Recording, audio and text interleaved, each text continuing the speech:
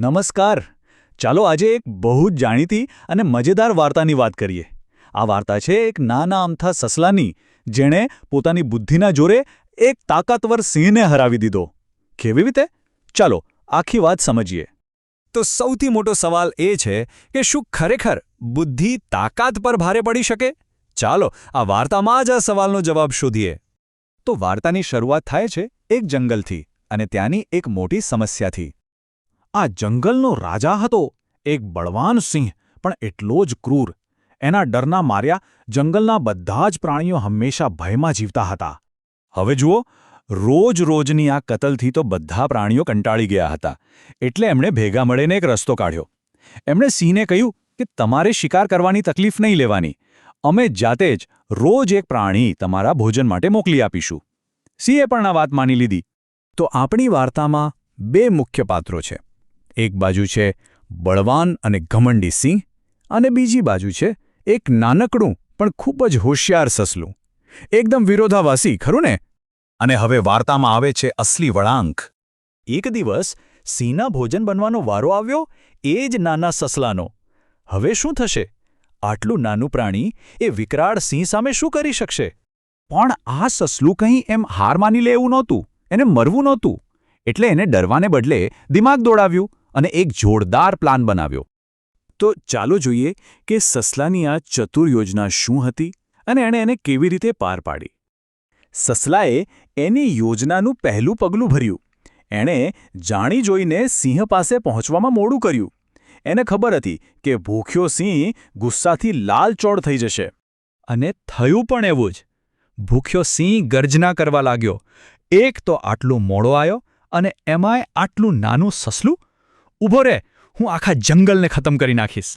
સિંહના ગુસ્સા છતાં સસલું એકદમ શાંત રહ્યું અને બહુ આદરથી બોલ્યું, મહારાજ, માફ કરજો, પણ એમાં મારો કોઈ વાંક નથી. હું તો સમયસર જ નીકળ્યો હતો, પણ રસ્તામાં મને બીજો એક સિંહ મળ્યો. અને અહીં સસલાએ એનો માસ્ટર સ્ટ્રોક માર્યો.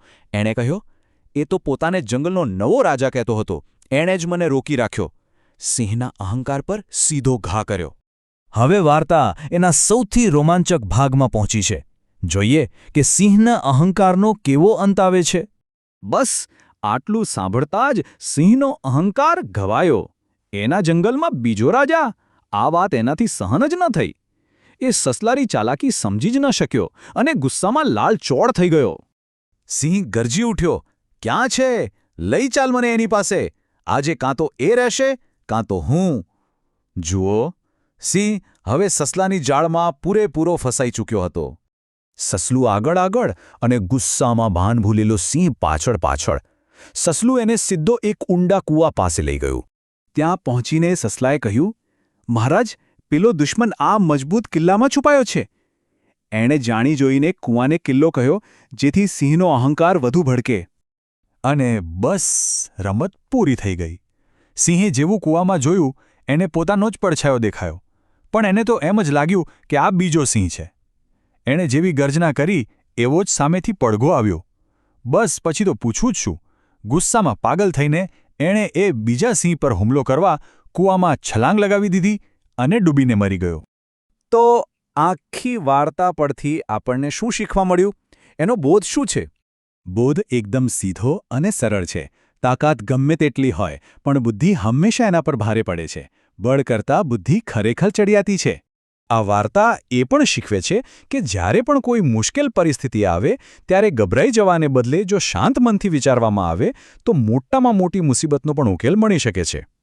ક્યારેય જીવનમાં એવો અનુભવ થયો છે જ્યાં તાકાત કે જોર કામ ના આવ્યું હોય, પણ એક નાના અમથા વિચારે કે આઈડિયાએ આખી બાજી પલટી નાખી હોય?